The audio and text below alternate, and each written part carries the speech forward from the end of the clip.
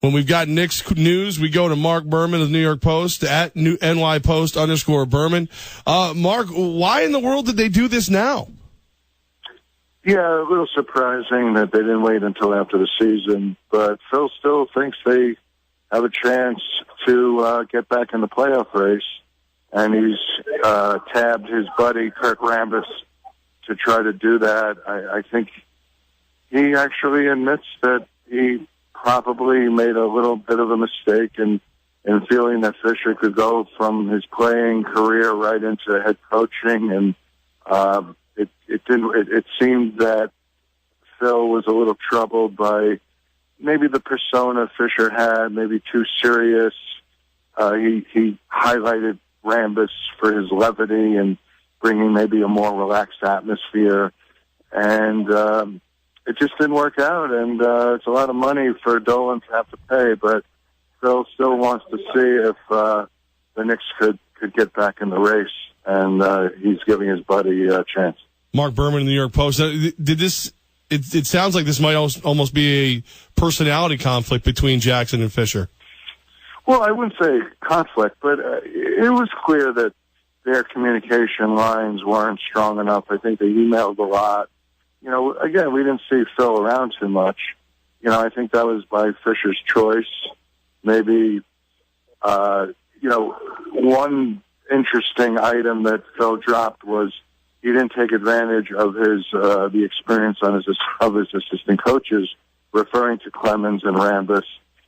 So maybe there was some stubbornness with Fisher, wanting to do it his way and not relying on the resources. But, the bottom line, Phil said, the bottom line is we've lost 9 to 10 games and, we're in a winning business and, our players should be playing better. So that's on the surface, that's the big reason. But below the surface, it looked like Fisher's wasn't communicating enough maybe with Phil. It didn't seem like it was a very smooth relationship. Kurt Rambis is the guy for the rest of the season. Does he have a chance to get this job permanently?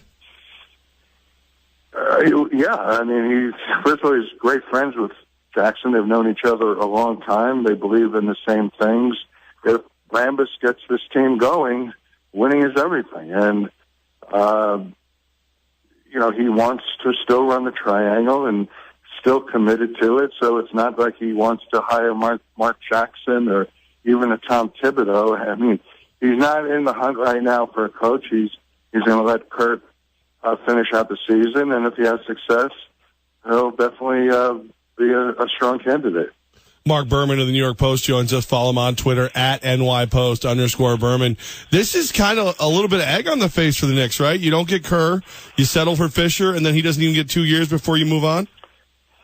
Yeah, it's almost Jackson admitting that he made a mistake. I mean, to give the guy a year and a half, knowing that even last season they tanked in January, he saw that this team was sliding in the wrong direction, getting worse instead of better, and he wasn't feeling it with Fisher anymore.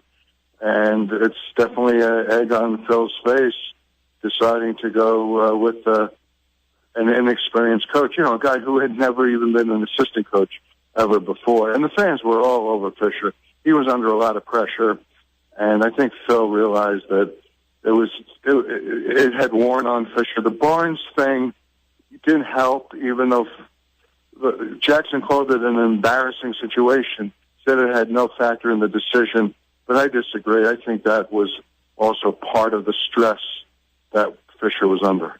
You play with an on-again, off-again Carmelo Anthony, and then a young superstar in Kristaps Porzingis who you're trying to develop. Can't the case be made that Fisher deserved a longer rope than he got?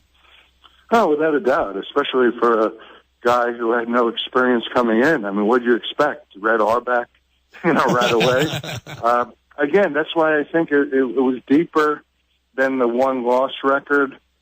Again, I just don't think Phil liked what he saw in the way Fisher handled himself. He thought he was maybe too serious. The players weren't having fun on the court.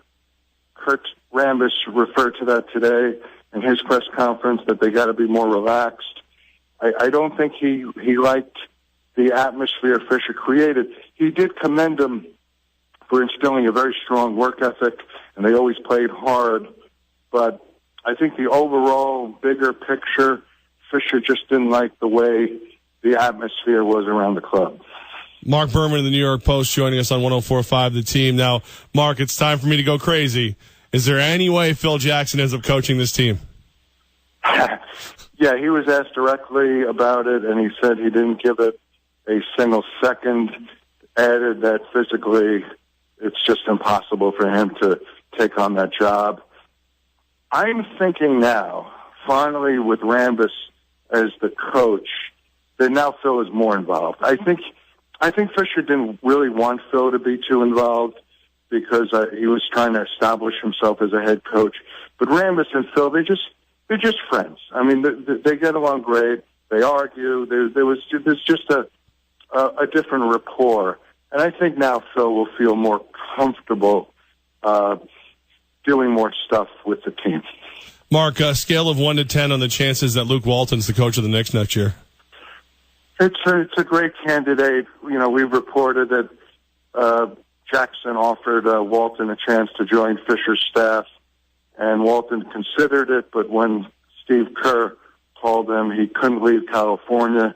He's a California guy all the way.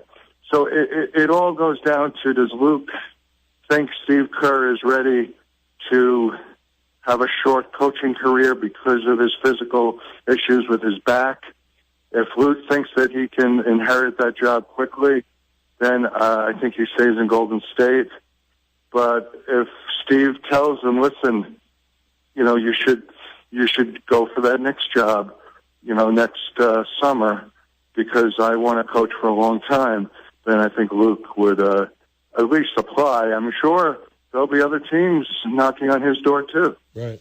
So Phil Jackson thinks this team could be and should be a playoff contender. Is he going to go out and make any moves to help this team in the second half of the season?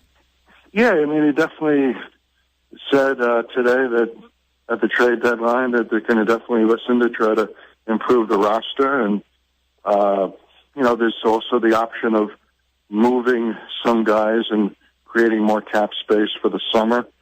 But if he could get a player that he thinks can help for the future, I think he'd be more apt to do it than just getting a guy for a couple of months. I mean, it has to be a combination. It can't hurt the cap space if it's a short-term guy, obviously.